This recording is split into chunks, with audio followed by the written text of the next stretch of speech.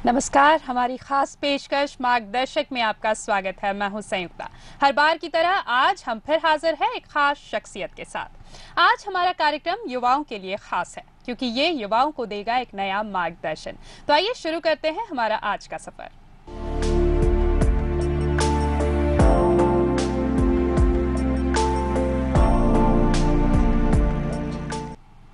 युवा अपने भविष्य को लेकर कई सपने संजोते हैं। अपना सपना पूरा करने के लिए वो मेहनत भी बहुत करते हैं, पर सही मार्गदर्शन हो तो ये सपने जल्द साकार होते हैं। जी हाँ, आज मार्गदर्शक में हम इसी पर बात करेंगे। आज हमारी खास पेशकश में हम बात करेंगे एमपीपीएससी और यूपीपीएससी यानी यूनियन पब्लिक सर्विस कमीशन की तैयारी में क्या अंतर है। साथ ही जानेंगे यूपीएससी में एमपी से कम सिलेक्शन आखिर क्यों होते हैं।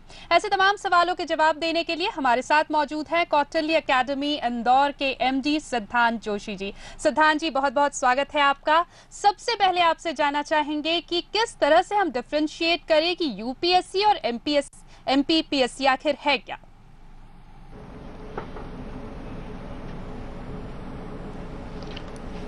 सरकारी सेवाओं में भर्ती के लिए हमेशा से देखा गया है कि युवाओं में एक विशेष आकर्षण रहा है कि गवर्नमेंट जॉब में जाना है। तो गवर्नमेंट जॉब दो प्रकार से है, एक जो लोअर सबऑर्डिनेट होता है और दूसरा अधिकारी वर्ग।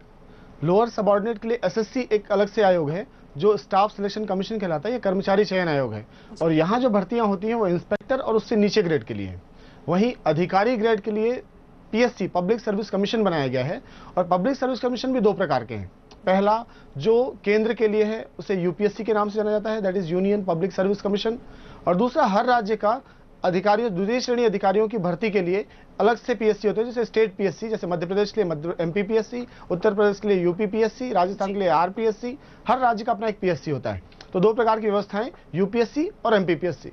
बिल्कुल, यूपीएससी यानी जो सेंट्रलाइज है और एमपीपीएससी जो स्टेट के लिए है। सिद्धांत जी, यहाँ पर आपसे ये भी जान लेना चाहेंगे, यूपीएससी या एमपीपीएससी के लिए जब हम अपीयर होना चाहते हैं या एग्जाम देना चाहते हैं, सोचते भी हैं, तो सबसे पहले एक सवाल मन में आता है कि एज लिमिट आखिर क्या है, कौन से साल तक हम अपीयर हो सकते हैं, उसके बारे में आपसे जानना चाहेंगे। बिल्कुल, यहाँ यूपीएससी के लिए एज क्राइटेरिया फिक्स है बिल्कुल, जो 21 साल मिनिमम एज है और मैक्सिमम 30 इयर्स है। 21 से 30 के बीच कोई भी जनरल स्टूडेंट जो जनरल कास्ट को बिलोंग करता है वो 4 अटेम्प्ट दे सकता है। वहीं ओबीसी के लिए 3 साल की छूट है और वो 7 अटेम्प्ट दे सकते हैं। दूसरी ओर एसटी एससी के लिए स्पेशल प्रावधान है जिसके तहत वो 35 वर्ष तक बिना किसी काउंटिंग के लगातार एग्जाम्स दे सकते हैं। एमपीपीएससी में इसके जस्ट अपोजिट है, यहाँ पर जो अटेम्प्ट है काउंट नहीं होते।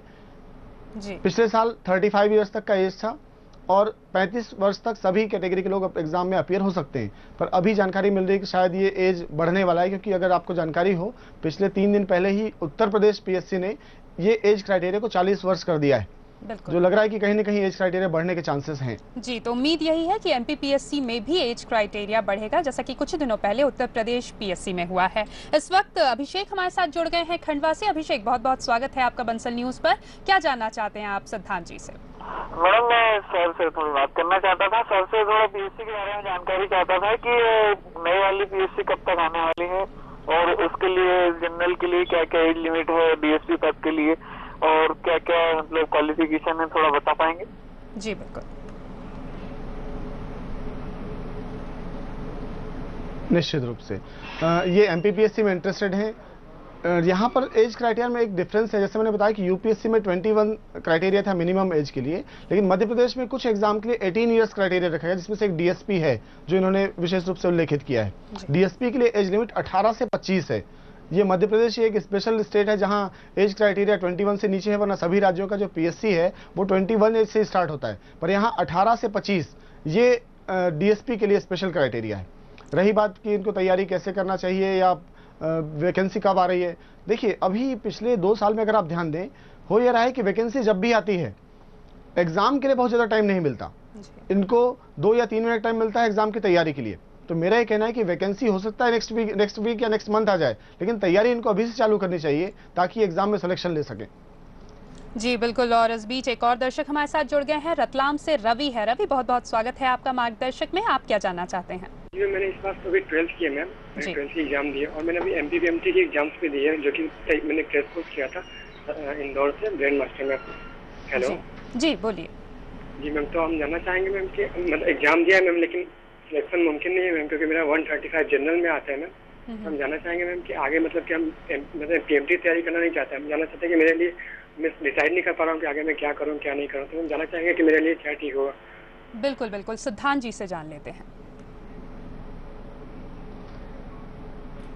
ये 12th पास आउट हैं जैसा कि इन्होंने बताया, और ये मेडिकल की तैयारी कर रहे हैं। पिछले साल के यूपीएससी के सिलेक्शन में 65% स्टूडेंट टेक्निकल फील्ड से हैं, that is medical and engineering. यानी मेडिकल और इंजीनियरिंग करने के बाद भी अल्टीमेटली तैयारी इनको पीएससी यूपीएससी की ही करनी है, तो क्यों ना आज से तैयारी चालू करें। वहीं अगर ये जनरल बीएससी डिग्री करने के साथ ही अगर यूपीएससी या पीएससी की तैयारी करते हैं तो 3 साल के बाद जहां एक और इनका डिग्री कंप्लीट होता है, वहीं दूसरी ओर ये यूपीएससी या पीएससी की तैयारी भी कंप्लीट कर लेते हैं। हो सकता है कि 21 वर्ष के बाद सीधे ये सिलेक्शन लेके अपनी सीट पे बैठे। बिल्कुल, ये भी पॉसिबिलिटी है, इसलिए अभी से इन्हें तैयारी शुरू कर देनी चाहिए। सिद्धांत जी, आपसे जानना चाहेंगे कि जब भी एमपीपीएससी या यूपीएससी के बारे में सुना तो हम सब ने है, और जब हम ये सोचते हैं कि इसमें हम अपना करियर बनाएंगे, इसके एग्जाम के लिए हम प्रिपरेशन करेंगे, तो एक सवाल आता है कि आखिर एग्जाम का फॉर्मेट क्या होता है, किस तरह से सब्जेक्ट सिलेक्ट किए जाते हैं, इसके बारे में आपसे जानना चाहेंगे। बिल्कुल, ये जो दोनों ही एग्जाम है, यूपीएससी और state PSC that is MPPSC, दोनों ही 3 फेज में कंडक्ट किए जाने वाले एग्जाम हैं। पहला एग्जाम प्रीलिम्स कहलाता है। बिफोर लास्ट ईयर यूपीएससी के प्रीलिम्स में भी ऑप्शनल सब्जेक्ट हुआ करते थे, उसने इस चीज को चेंज करते हुए C SAT, civil services aptitude test, ये स्टार्ट किया है। उसी पैटर्न पे स्टेट पीएससी भी चेंज करते जा रहे हैं, और अब इस बार गवर्नमेंट ने जो डिक्लेयर किया है उसके हिसाब से इस बार जनरल एप्टीट्यूड टेस्ट, यानी ऑप्शनल सब्जेक्ट्स फ्री में नहीं रहेंगे, उससे का एक एप्टीट्यूड टेस्ट होगा। मेंस दूसरे चरण का एग्जाम है, जिसमें प्री क्लियर करने के बाद डिस्क्रिप्टिव आंसर लिखना होता है, और इसमें 2 ऑप्शनल सब्जेक्ट सेलेक्ट करने होते हैं।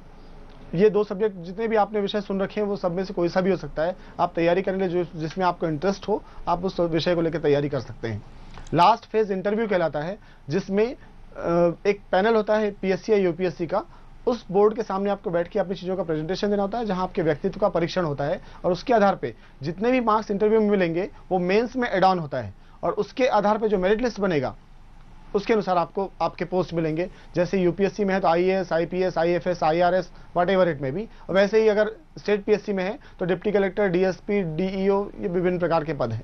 बिल्कुल, तो प्रीलिम, मेंस और इंटरव्यू क्या कुछ होता है उसके डिटेल्स हम आपसे लेंगे, लेकिन उससे पहले इस वक्त भोपाल से हमारे साथ रहनुमा जुड़ गई हैं। बहुत बहुत स्वागत है आपका मार्गदर्शक में, आप क्या जानना चाहती हैं?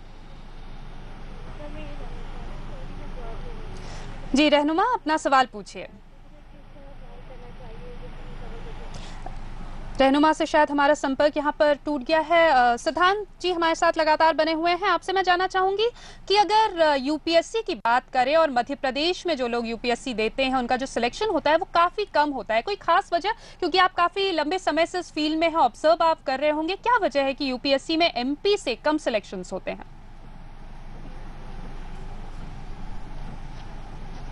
डेफिनेटली ये बहुत बड़ी समस्या है, मैं कहूँगा विडंबना है ये, क्योंकि जो आईएएस अधिकारी होते हैं ये राज्य के नीति निर्देशक के नीति निर्माता होते हैं, और नीति निर्माताओं में अगर आपके ही राज्य के लोग नहीं होंगे तो निश्चित रूप से जो नीतियां हैं वो आपके राज्य के अनुकूल नहीं बन पाएंगी।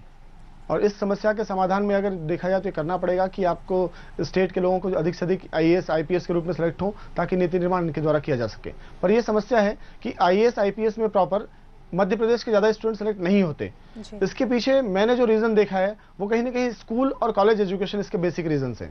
हमारे यहाँ जितने भी स्कूल और कॉलेज में सिलेबस हैं वो यूपीएससी को फॉलो नहीं करते। वहीं अगर आप उत्तर प्रदेश, बिहार या ऐसे राज्यों में देखेंगे तो यहाँ स्पेशल जो क्राइटेरिया है स्कूल से लेकर कॉलेज तक, वो पूरी तरह से यूपीएससी या फिर स्टेट पीएससी के सिलेबस पर बेस्ड होते हैं। वहीं जब आप यहाँ पर तैयारी चालू करते हैं तो फिर बात आती है कि एनसीईआरटी की तैयारी करें। अब एनसीईआरटी एक ऐसा जो 9th, 10th, 11th इस लेवल की बुक्स हैं। अब आप ग्रेजुएशन कर चुके हैं लेकिन फिर उन्हीं पुस्तकों को पढ़ना है, क्यों? क्योंकि आपने उसको पहले नहीं पढ़ा था। ये ऐसे प्रॉब्लम्स हैं जो मध्य प्रदेश के स्टूडेंट्स को ज्यादा फेस करना पड़ता है। अगर आप यूपीएससी की तैयारी करना चाहें तो आपको Delhi university, Allahabad university, even IGNOU की पुस्तकें पढ़नी पड़ती हैं। ये वो पुस्तकें हैं जो वहाँ के स्टूडेंट सिर्फ ग्रेजुएशन के लिए पढ़ते हैं, जबकि बाकी स्टूडेंट जो अन्य जैसे मध्य प्रदेश जैसे राज्य के हैं ये यूपीएससी की तैयारी में पढ़ते हैं। कहीं ना कहीं एक डिफरेंस है उस स्टडी मटेरियल, उस सिलेबस में, जिसकी वजह से मध्य प्रदेश के छात्र पिछड़ जाते हैं, जबकि वो जो उस स्टडी में है, उस सिलेबस को पढ़ रहे हैं, वो आगे बढ़ जाते हैं। और यही रीजन है कि मध्य प्रदेश के स्टूडेंट्स कम आ रहे हैं। इसलिए मुझे लगता है कि गवर्नमेंट को इस बात पे ध्यान देना चाहिए, सिलेबस को उसके अकॉर्डिंग करना चाहिए, खास करके यूनिवर्सिटी और कॉलेज के। बिल्कुल बिल्कुल। तो शुरुआती पढ़ाई स्कूल कॉलेजेस की कैसी हो, ये बहुत हद तक प्रभावित करता है यूपीएससी में सिलेक्शन को। और इस वक्त हमारे साथ सागर से अंकित जुड़ गए हैं। अंकित, बहुत बहुत स्वागत है आपका मार्गदर्शक में। क्या जानना चाहते हैं आप? जी थैंक यू मैम। जी, सवाल पूछिए। हाँ जी, मैं सर से पूछना चाहता हूँ कि मैं अभी BE सेकेंड ईयर में हूँ। जी, हेलो जी, BE सेकेंड ईयर में है और आगे क्या करना चाहते हैं आप? जी, मैं यूपीएससी की तैयारी करना चाहता हूँ। तो मैं जरा प्लेस के लेके बहुत चिंतित हूँ कि मैं कहाँ से करूँ तैयारी, और अभी से स्टार्ट करूँ कि नहीं करूँ। बिल्कुल, तो आपके सवाल का जवाब सिद्धांत जी से जान लेते हैं। देखिए, बिल्कुल बिल्कुल, तैयारी तो अपने घर से ही चालू कर सकते हैं, क्योंकि तैयारी के लिए बेसिक जो है वो न्यूज़पेपर, मैगजीन्स, न्यूज़ जो टेलीविजन में आते हैं, उन सब चीज़ों को देख के ही आप अपने जनरल नॉलेज को बढ़ाएं। उसके बाद आप तैयारी फिर कहाँ से करें, ये प्रश्न नहीं है। तैयारी आप अपने घर से, इंदौर से या कहीं से भी कर सकते हैं, आपकी मर्जी है। वो असली चीज़ है उस सिलेबस को स्टडी करना। और स्टडी मटेरियल आज के जो इंटरनेट का ज़माना है, हर चीज़ हर जगह अवेलेबल है। तो ये बिल्कुल भी मैटर नहीं कि तैयारी कहाँ से करें, पर यह है कि हाँ, तैयारी चालू करें, क्योंकि आप ऑलरेडी सेकंड ईयर में हैं, 2 साल आपने गंवा दिया है। क्योंकि आप चाहते तो फर्स्ट ईयर से तैयारी कर सकते थे। इसलिए अभी भी टाइम है, तैयारी चालू करें और पढ़ना स्टार्ट करें। बिल्कुल, तो अभी भी देर नहीं हुई है, पढ़ाई शुरू कर दीजिए, तैयारी अभी से शुरू कर दीजिए। इस वक्त नौगांव से हमारे साथ महबूब जुड़ गए हैं। बहुत बहुत स्वागत है आपका बंसल न्यूज में। आप क्या जानना चाहते हैं? जी महबूब जी, अपना सवाल पूछिए। हेलो जी, अपना सवाल पूछिए। हेलो, आपको हमारी आवाज मिल पा रही है तो आप अपना सवाल पूछ सकते हैं। जी मैं सर जी बोल रहा था, मैं 12th पास कर चुका हूँ। उसके बाद मैं यूपीएससी की तैयारी करना था, कहाँ से करूँ मैं? जी बिल्कुल, सिद्धांत जी से जान लेते हैं। अगर आपको घर में तैयारी में समस्या आ रही है तो फिर मैं आपको इनवाइट करता हूँ, आप कौटिल्य एकेडमी इंदौर आ जाएं। मेरी ओर से स्वागत है आपका। मैं फिर से कह रहा हूँ, कहीं जाने की आवश्यकता नहीं है, आप तैयारी अपने घर से ही कर सकते हैं। आवश्यकता है रणनीति बना के सामान्य ज्ञान और उस सिलेबस को स्टडी करने का। आप कहीं से भी करें, और फिर वही समस्या है तो आप इंदौर आ जाएं। बिल्कुल, इंदौर आने का ऑप्शन हमेशा रहेगा। श्रद्धांत जी, आपसे यहाँ पे ये भी जानना चाहेंगे कि जैसा कि आपने बताया डिस्क्रिप्टिव में आपको सब्जेक्ट लेना पड़ता है, तो सब्जेक्ट का चुनाव किस तरह से विद्यार्थी करे?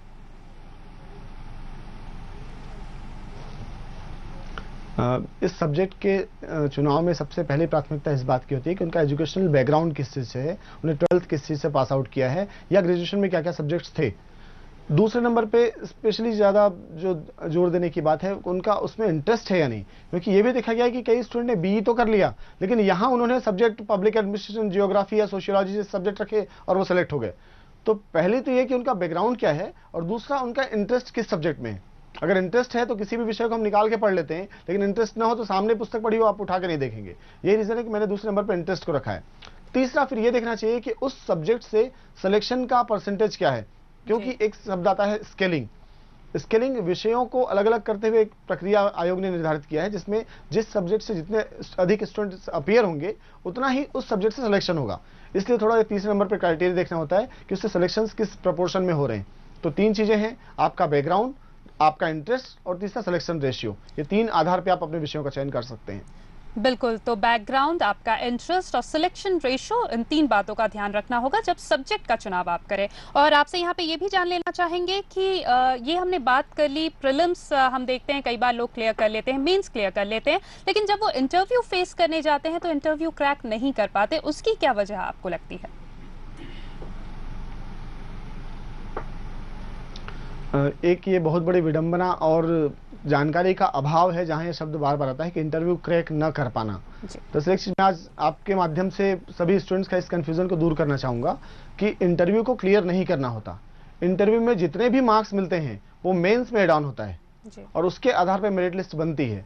अगर किसी का सिलेक्शन नहीं हुआ तो इसका सीधा मतलब है उसके मेंस में मार्क्स कम थे, इंटरव्यू के मार्क्स से उतना अधिक लेना देना नहीं होता। जैसे आप समझें, यूपीएससी के मेंस 2000 मार्क्स के होते हैं और साक्षात्कार है 300 नंबर का।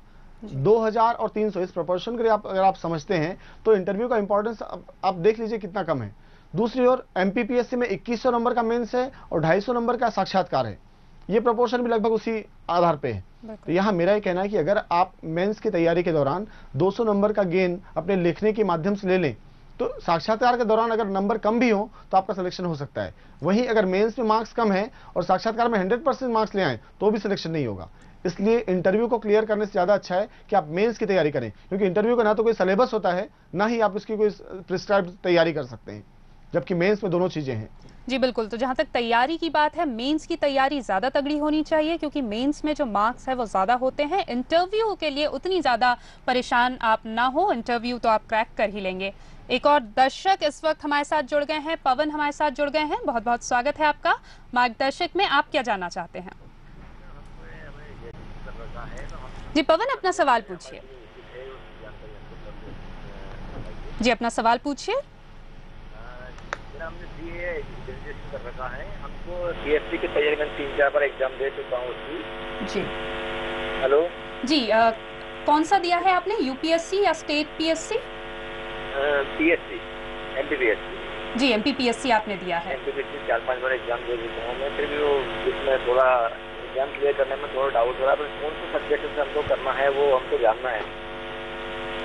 जी बिल्कुल, श्रद्धान जी आपसे जानना चाहेंगे, 2-3 बार एमपीपीएससी दे चुके हैं लेकिन क्लियर नहीं कर पाए। इन्होंने बताया बिल्कुल, स्टूडेंट का एक कंफ्यूजन ये भी है कि एग्जाम देना ये प्रॉब्लम नहीं है, प्रॉब्लम है तैयारी आपने कितना किया है। एग्जाम 4 बार दें या 40 बार, उससे क्या फर्क पड़ना है, आपने तैयारी किस लेवल पे किया है उस चीज को देखें। आपकी प्रिपरेशन कैसी है, आपने किन किन चीजों को, किन सब्जेक्ट्स को पढ़ा है, अगर वो सही होगा तो फिर ये समस्या नहीं है। पर जैसे कि इन्होंने बताया कि 3-4 बार एग्जाम दिए हैं और सिलेक्शन नहीं हुआ है, तो कहीं ना कहीं इनकी प्रिपरेशन के लेवल पे तैयारी जो कि इन्होंने किया है उसमें समस्या रही है। तो मैं इनसे ये कहना चाहूंगा कि प्री मेंस की तैयारी आप फैक्ट और कॉन्सेप्चुअल मिला के करें। मेंस की तैयारी पहले कर लें तो प्रीलिम्स की तैयारी थोड़ा ईजी हो जाएगा। और इस बार से ऑप्शनल सब्जेक्ट हट रहे हैं, तो शायद ये भी रीजन रहा हो कि इनका जो ऑप्शनल सब्जेक्ट था वो स्केलिंग में मात खा रहा हो, जिसकी वजह से इनका चयन नहीं हो पा रहा था। तो चूंकि इस बार से एप्टीट्यूड टेस्ट आ रहा है तो इनको मैथ्स, रीजनिंग, इंग्लिश, हिंदी, इन चीजों की तैयारी करनी पड़ेगी। हो सकता है इस बार इनका सिलेक्शन हो जाए। जी बिल्कुल, तो कोशिश आप करते रहिए, तैयारी अपनी पूरी रखिए और उम्मीद रखिए कि आपका सिलेक्शन जरूर होगा। एक और दर्शक हमारे साथ जुड़ गए हैं सिंगरौली से। बहुत बहुत स्वागत है आपका मार्गदर्शक में। आप क्या जानना चाहते हैं?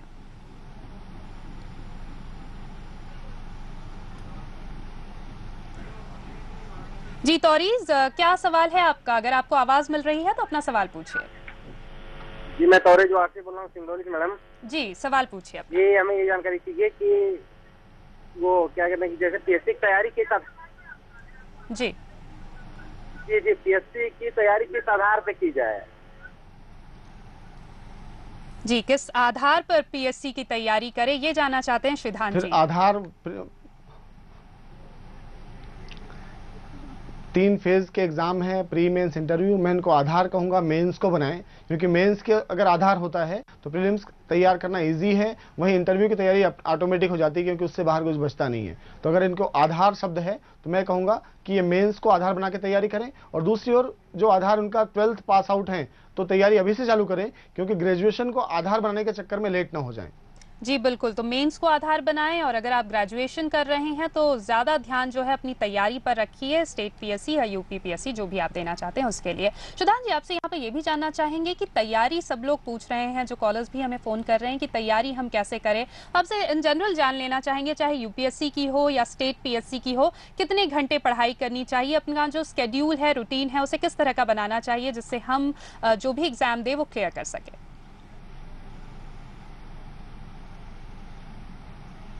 विद्यार्थियों की बड़ी समस्या ये होती है कि कितने घंटे पढ़ें और कैसे पढ़ें।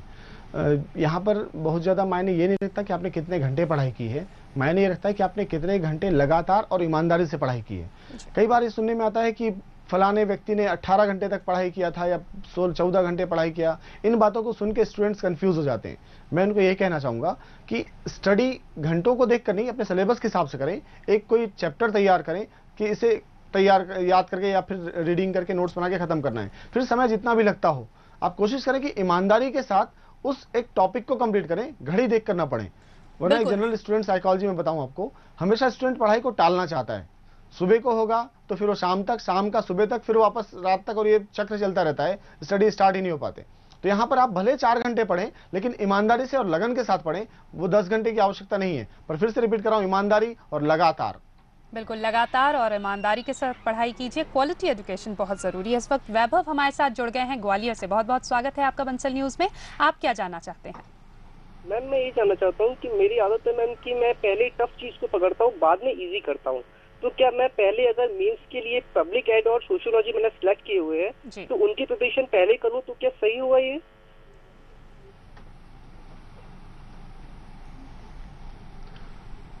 टफ को पहले पकड़ते हैं, इजी इनको बाद में चाहिए। वैसे एक कॉन्सेप्ट अच्छा है, क्योंकि अगर आप पहले कठिनाइयों से जूझ लें तो सरलता तो इजी से क्लियर हो जाएगा।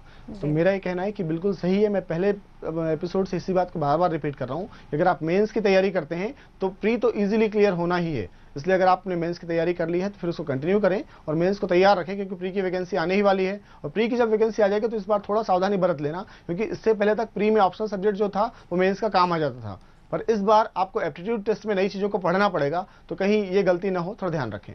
बिल्कुल, और एक और कॉलर हमारे साथ जुड़ गए हैं इंदौर से, शुभम। शुभम, बहुत बहुत स्वागत है आपका बंसल न्यूज़ में। हमारे इस खास पेशकश में क्या जानना चाहते हैं आप? मैं जानना चाहता हूँ कि मतलब मैं अभी 12th पास आउट की है, तो मतलब मैं आगे यूपीएससी की तैयारी करना चाहता हूँ। जी सर, मैं सर से जानना चाहता हूँ कि मतलब मैं अभी ठीक है, तो यूपीएससी की तैयारी तो आप चालू कर सकते हैं, लेकिन साथ में ग्रेजुएशन में क्या सब्जेक्ट है वो भी थोड़ा ध्यान रखें। क्योंकि ग्रेजुएशन अगर आपने साइंस से लिया है तो बीएससी या फिर बीए बीकॉम जो भी चाहे करें, क्योंकि यूपीएससी या पीएससी कभी ये नहीं पूछता कि आपके ग्रेजुएशन में क्या था। बस ये 3 साल आपकी तैयारी यहाँ अगर सिस्टमेटिक हो जाए तो जब आपका 21 वर्ष पूरा होगा आप ग्रेजुएट भी हो जाएंगे, और साथ ही हो सकता है कि सिलेक्शन लेके आप अपने उस सीट पे बैठ सकें जो आपका एक लक्ष्य था। बिल्कुल, और जैसा कि मेंस का आपने जिक्र किया सिद्धांत, तो मैं आपसे जानना चाहूंगी कि मेंस में जब डिस्क्रिप्टिव आंसर्स लिखने होते हैं, कई बार स्टूडेंट्स कंफ्यूज होते हैं कि अच्छे उत्तर हम कैसे लिखें, उसके बारे में आप क्या कहना चाहेंगे?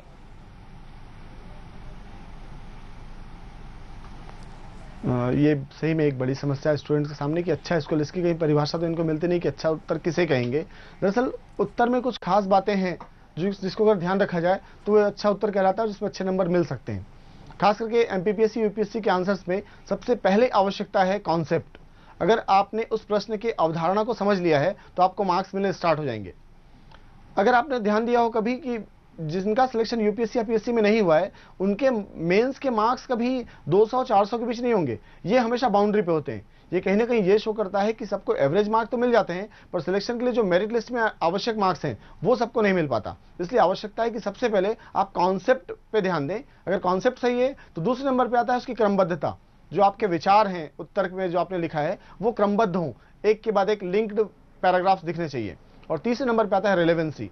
जनरली स्टूडेंट्स ये करते हैं कि जो बात जहां याद आए वहीं लिख दें, ऐसा नहीं होना चाहिए। जो कोटेशन या जो बात आप लिखना चाह रहे हैं, जो उदाहरण देना चाह रहे हैं, वो उस पैरा में रिलेवेंट होना चाहिए, तब आपको मार्क्स पूरे मिलते हैं। वर्तमान संदर्भ में अगर स्पेशल बात करें तो एक ग्राफिकल प्रेजेंटेशन एक नई अवधारणा है जिसमें स्टूडेंट्स को अच्छी सफलता मिलती जा रही है। अगर ये ग्राफिकल प्रेजेंटेशन के माध्यम से अपनी बातों को समझाते हैं तो 2 से 4 नंबर हर क्वेश्चन में एक्स्ट्रा मिल सकता है। अगर 2 नंबर एक पेपर में है, एक क्वेश्चन में है, एक पेपर में 5 प्रश्न होते हैं, 50 नंबर सीधे इनको गेन मिल सकता है पूरे पेपर्स में। तो कोशिश करें कि कॉन्सेप्ट सही हो, एक क्रमबद्धता यानी ऑर्डर सही हो, रिलेवेंसी हो और ग्राफिकल प्रेजेंटेशन हो। अगर ये 4 चीजें हैं तो आंसर को अच्छा माना जा सकता है। बिल्कुल, और इंदौर से एक और कॉलर हमारे साथ जुड़ गए हैं, हितेश। बहुत बहुत स्वागत है आपका हमारी इस खास पेशकश में। आप क्या जानना चाहते हैं? जी हितेश, अपना सवाल पूछिए। हितेश से शायद हमारा संपर्क नहीं हो पा रहा है। सिद्धांत जी, आपसे जानना चाहेंगे कि कई बार ये भी कंफ्यूजन होता है स्टूडेंट्स में कि हम हिंदी में आंसर्स दें या अंग्रेजी में आंसर दें, तो उसको लेके उस कंफ्यूजन को दूर करने के लिए आप क्या कुछ कहेंगे? हाँ, इसे आप मीडियम का कंफ्यूजन कह सकते हैं। स्टूडेंट्स को कंफ्यूजन होता है कि हम मीडियम क्या रखें, हिंदी या इंग्लिश। जनरली पहले ये अवधारणा थी कि इंग्लिश मीडियम रखना चाहिए क्योंकि बुक्स उसमें ज़्यादा अवेलेबल हैं या स्टडी मटेरियल उसमें अवेलेबल हैं। पर वर्तमान में ये समस्या नहीं है, हिंदी में भी पर्याप्त मात्रा में अध्ययन सामग्री उपलब्ध है। इसलिए मीडियम चूज करने से पहले ये देखें कि आपका विचार ये किस लैंग्वेज में है, आप किस लैंग्वेज में सोचते हैं, और वही आपका मदर लैंग्वेज है। और ये एग्जाम दरअसल वैसा है जिसमें आपको विचारों को लिखना होता है, इसलिए कोशिश करें कि आप अपने विचारों को अपनी मातृभाषा में लिखें। और वही आपका मीडियम है जिसमें आप सोचते हैं। अब वो हिंदी है या इंग्लिश, या आप निर्धारित करें और उसी के हिसाब से अपने मीडियम का चयन करें। जी बिल्कुल, तो बहुत ज़रूरी है कि आप जिस भाषा में सोचते हैं उसी भाषा का इस्तेमाल करें, उसी मीडियम में आप आंसर्स दें, क्योंकि जो आप सोचते हैं वही आपको लिखना पड़ेगा डिस्क्रिप्टिव में, खासकर जो मेंस में होता है। इसलिए बहुत ज़रूरी है कि जो आपकी मातृभाषा है, जिसमें आप कंफर्टेबल है सबसे ज़्यादा, उसी भाषा का चयन करें। बहुत बहुत शुक्रिया श्रीधान जी तमाम जानकारी के लिए, क्योंकि स्टूडेंट्स बहुत हैं जो यूपीएससी या एमपीपीएससी या कहें कि स्टेट पीएससी में जाना चाहते हैं, लेकिन कन्फ्यूजन्स बहुत होते हैं और आई एम श्योर यहाँ पर उनके कन्फ्यूजन्स को विराम मिला होगा आपके आंसर्स सुन के, इसलिए आपका बहुत बहुत शुक्रिया। तो कुल मिला के कहते हैं ना कि practice makes a man perfect. Practice कीजिए, जैसा कि श्रीधान जी ने कहा, क्वालिटी एजुकेशन यानी लगातार पढ़िए, ईमानदारी के साथ पढ़िए। यूपीएससी, एमपीपीएससी या कोई भी परीक्षा आप क्रैक करना चाहेंगे आप जरूर कर लेंगे। आज के हमारे इस खास पेशकश में फिलहाल इतना ही। दीजिए इजाजत, नमस्कार।